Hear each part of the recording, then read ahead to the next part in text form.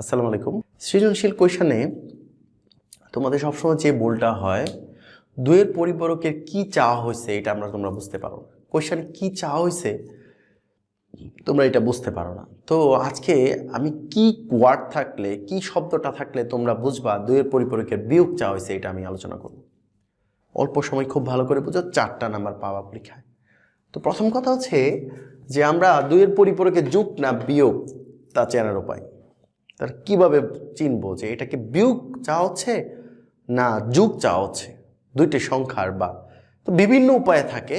তো যে ওয়ার্ডগুলা সৃজনশীলে থাকলে তুমি বুঝবা যে দুইয়ের পরিপূরকের বিয়োগ চাওয়া হয়েছে, এই ওয়ার্ডগুলো নিয়ে আমি আলোচনা করব। খেয়াল করো, 1 নাম্বার হচ্ছে বিয়োগের কাজ যোগের মতো। খুব ভালো করে বুঝো, এই শব্দটা সবচেয়ে বেশি থাকে, এটা সবচেয়ে কমন ওয়ার্ড, যে বিয়োগের কাজ যোগের মতো করে করো। যখনই দেখবা সৃজনশীলে চাওয়া হয়েছে বিয়োগের কাজ যোগের মতো, দুইয়ের পরিপূরক উল্লেখ থাক আর না থাক, বুঝবা যে দুইয়ের পরিপূরক বিয়োগের কথা বলা হচ্ছে। ওকে, 1 নাম্বার।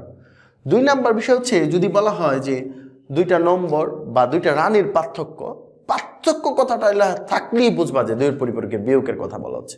আশা করি বুঝতে পারছো। 3 নাম্বার যে অংশ হচ্ছে তুলনা। যদি ধরে নাও দুইটা সংখ্যা তুলনা করতে চাই, এরকম করা হয়েছে, তুলনা করতে যে বলা হচ্ছে যে এই সংখ্যার সাথে এই সংখ্যার তুলনা করো, তো এই বিষয়টা যখনই থাকবে তখনই বুঝবা যে দুইয়ের পরিপূরকের বিয়োগের কথা বলা হচ্ছে। আবার লাস্ট যে কমন যে ওয়ার্ডটা থাকে কম বা বেশি হচ্ছে যখনই দেখবা দুইটা বিষয়ের নম্বর বলো, দুইটা রানের নম্বর বলো, যে এই নম্বরগুলো যদি বলে যে কোনটা কম কোনটা বেশি, তাহলে কি বুঝতে হবে আমাদের? অবশ্যই বুঝতে হবে যে এটা দুইয়ের পরিপূরকের বিয়োগের কথা বলা হচ্ছে।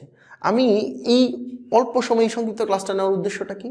কারণ আমি অনেক সময় দেখছি যে তোমরা প্রশ্নের মধ্যে এই কথাটাই বুঝতে পারো না, এটা দুইয়ের পরিপূরকে বিয়োগ করবা না কি করবা।